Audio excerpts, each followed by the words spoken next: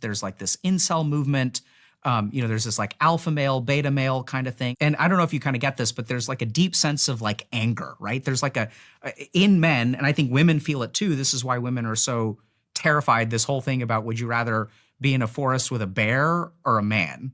Did you hear about this? No. So like people would ask this question on Twitter to women. It's like, would you rather be in a forest with like a bear or a man? And like women feel safer with a wild bear than they do with a man. So I think people are picking up on this like existential, and I don't know if that makes sense to you, but there's like an existential like cry coming from men, which can manifest as anger.